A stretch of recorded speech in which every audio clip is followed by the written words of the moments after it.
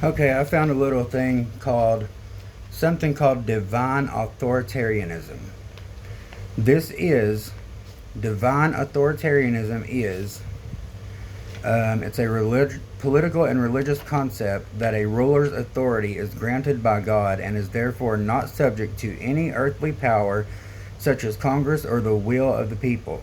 It's embodied in the historical doctrine, divine rights of kings, which has a key element to legitimizing monarchs in Europe throughout our history. So that's what got the idea going hundreds of years ago, getting to create monarchs in Europe.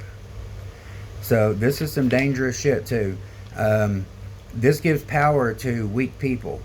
Beta males. We keep talking about beta males. These beta males know they don't have any courage, they don't have any will, any conviction, any kind of backbone to do anything on their own. So they get a bunch of beta males together and overthrow the will of people. It completely undermines the principle of sovereignty powered by the people through free and fair elections. They think just one man, it's a rejection of diversity and pluralism. They believe God has ordained a specific leader and that the country's purpose is divinely guided by this one leader. And we know who that is. These motherfucking crazy ass people think that's Donald Trump. About the worst fucking person to be put in that position because he does not know how to control power. Evangelical theology almost always evolves into political authoritarianism. Evangelical theology almost always evolves into political authoritarianism. Period. Flat out. It fucking does. These people don't care. If you don't believe what they believe, they don't give a fuck. They want to smack your ass around, put you down, lock you up, and they don't care what they do to you. These people are not real Christians. They are not. If they were, they would not be doing shit like they're doing. And they have a thing called no enemies to the right. And it's an evangelical political campaign. And why evangelicals even have a political campaign is beyond my fucking brain. When did this shit start? I mean, if you know, please let me know in the fucking comments, because when did motherfucking sectors of religion start getting into and putting fucking political campaigns and ads and shit out? But their no enemies to the right campaign is all about defeating the left at all costs, even if it means backing someone that doesn't necessarily align with their policies or with traditional Christian morality. So they're willing to give up their faith in their Christianity for power.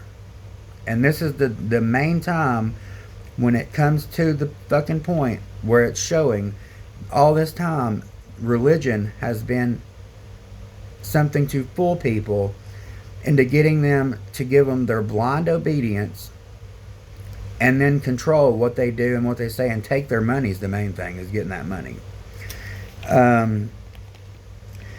It's a threat to democracy, creates transactional policies. We know that's going on. Transactional policy is all we got going on. If Ukraine wants weapons, which we should supply, we give their rare earth and we get something out of it. So demonizing of opponents, they always create us versus them. They're the ones who created this shit with the Tea Party and stuff back when the racists got really butthurt when Obama won the presidency. No friendly fire means voting against the GOP is like voting with the blue. So they say no friendly fire. They say if you don't vote, or if you vote against anything they say, anything they put out, it's like being the enemy. That's what they're saying. This empowers extremism. By refusing to condemn extremist elements, they legitimize it. And they do not condemn extremists of any type on the GOP.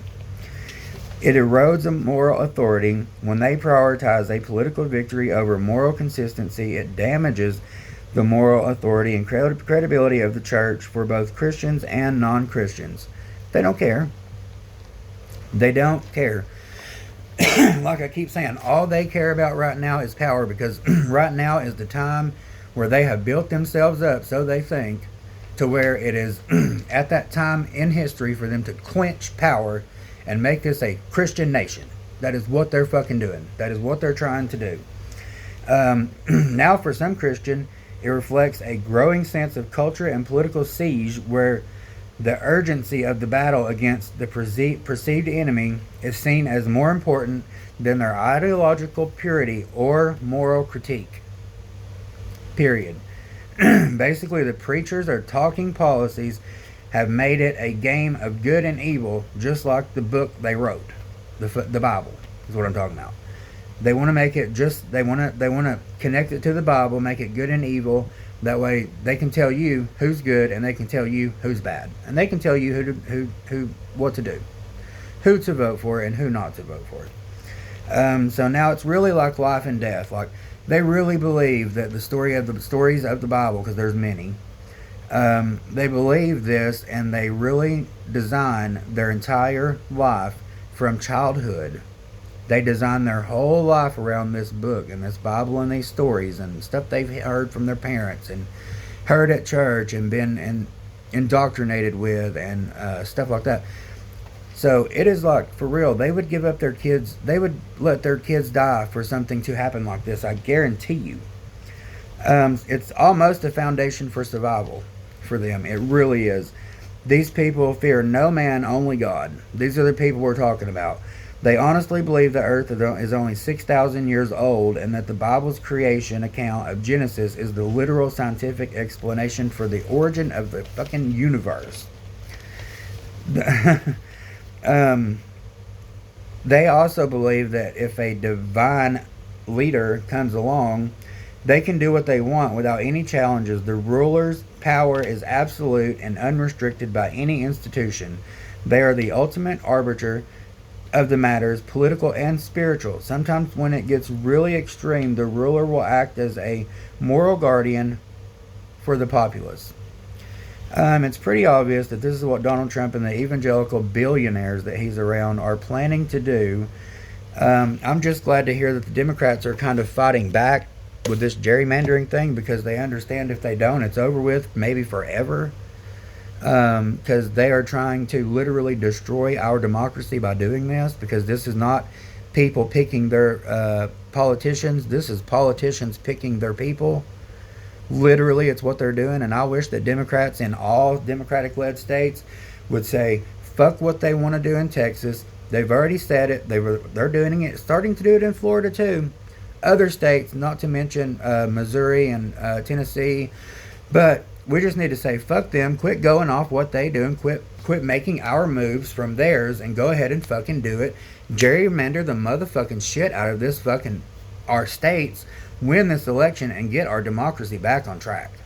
Please, Democrats, Newsom, Pritzker, Hochul, all these people need to get on board. Need to say, fuck what the Republicans are doing, and tell us what you're doing. Tell us how we're going to win.